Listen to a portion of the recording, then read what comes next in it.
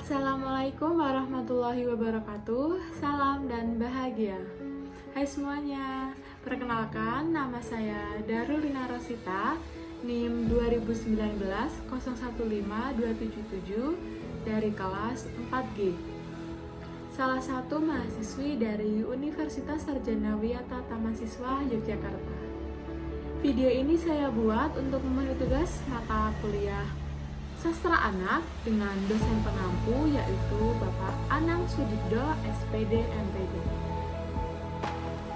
Dalam video kali ini saya akan membacakan dongeng karya saya sendiri yang berjudul Si Kucing dan Si Tikus. Nah, sebelum saya membacakan, perkenalkan saya memperkenalkan tokoh-tokoh dalam dongeng tersebut, yaitu yang pertama ada si kucing, dan yang kedua ada si tikus.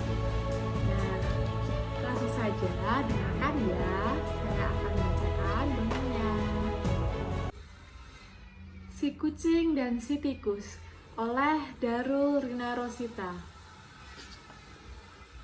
Awal cerita, pada suatu hari, terlihat di pinggir jalan ada seekor kucing dan seekor tikus.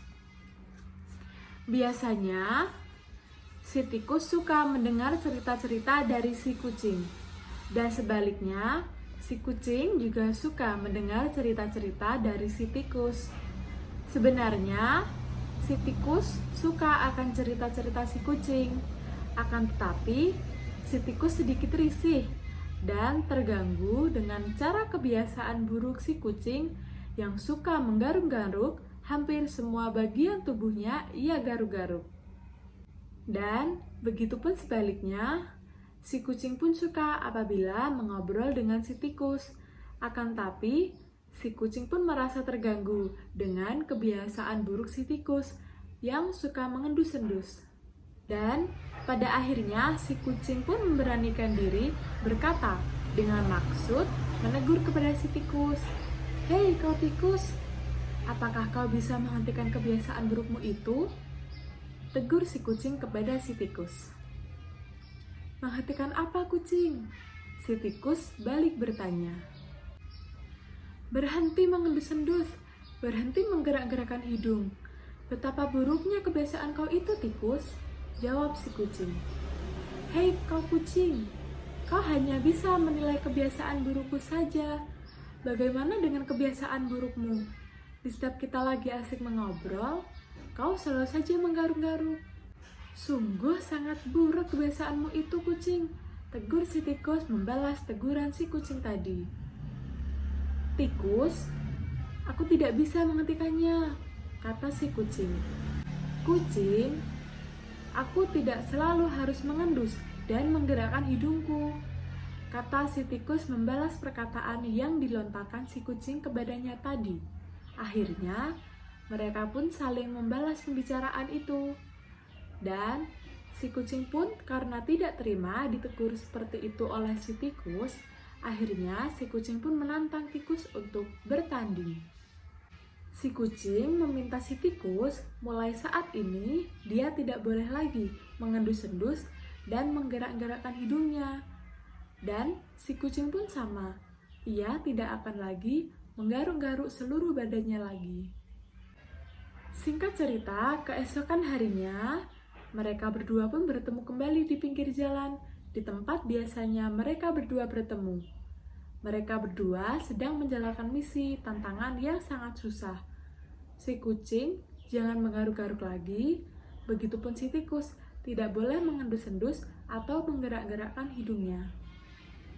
Akhirnya, sesuai dengan hasil keputusan janji mereka berdua, tikus dan kucing pun hanya duduk terdiam saja. Si kucing tetap diam, tapi dia diam sedang menahan ingin menggaruk perasakan kulitnya yang sangat gatal.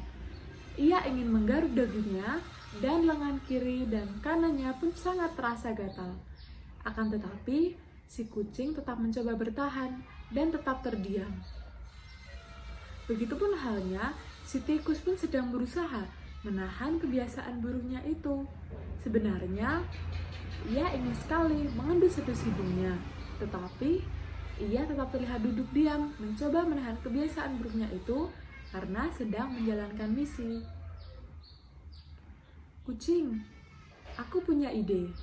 Kita duduk diam di sini sudah sangat lama, dan aku pun sudah mulai bosan. Bagaimana kalau kita mengobrol dan bercerita untuk menghabiskan waktu? Kata si tikus.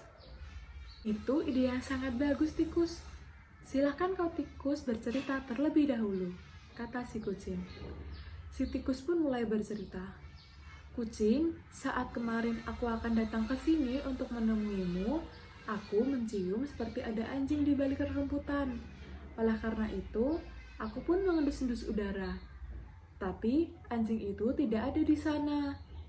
Tapi aku belum yakin di balik rumput itu tidak ada anjing. Nah, untuk memastikannya, aku pun menggerakkan hidungku beberapa kali, tetapi tidak ada bau anjing di sana. Kemudian, aku menggerak-gerakkan telinga ke kiri dan ke kanan untuk mendengarkan, tetapi memang tidak ada anjing di sana. Dan akhirnya, aku pun yakin bahwa di balik rumput itu memang tidak ada anjing. Kemudian, aku pun melanjutkan perjalanan ke sini untuk menemuimu, temanku. Si kucing pun mendengarkan cerita si tikus yang bercerita sambil menggerak-gerakkan hidung dan telinganya. Kemudian, si kucing pun mulai bercerita. Temanku, kemarin pun sama. Saat aku akan menemuimu di sini di tengah jalan, aku berpapasan dengan beberapa anak-anak. Mereka jahil sekali kepadaku, tikus. Pertama, satu anak laki-laki di antara mereka melemparkan batu dan mengenai kepalaku tepat di sini. Dan si anak satunya melemparkan batu juga dan tepat sekali mengenai daguku di sini, tikus.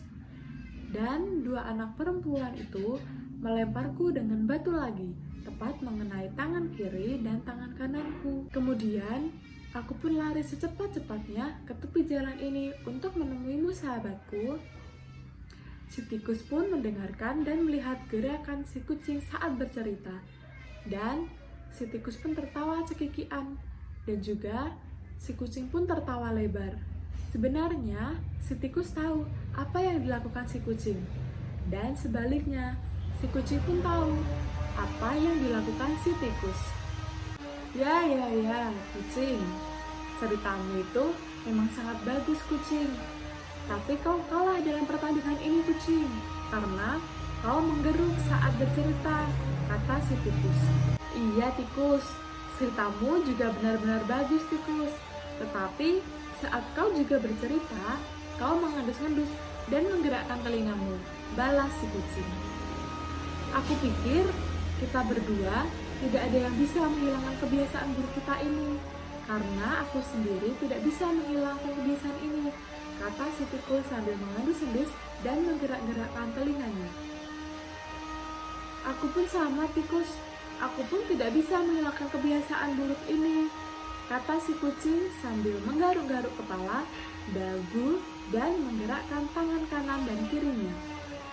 Akhirnya, keduanya setuju bahwa kebiasaan buruk mereka berdua susah untuk dihilangkan, dan mereka pun setuju untuk tidak merasa terganggu dengan kebiasaan mereka masing-masing. Terima kasih. Nah, demikian tadi cerita dongeng dari si kucing dan si tikus. Pesan moral yang dapat diambil dari dongeng si kucing dan si tikus ini adalah bahwa setiap orang memiliki kelebihan dan kekurangan. Dan kita sebagai makhluk sosial harus dapat menerima kekurangan orang lain dan tidak memaksakan kehendak kita. Nah, semoga menghibur ya. Terima kasih. Salam.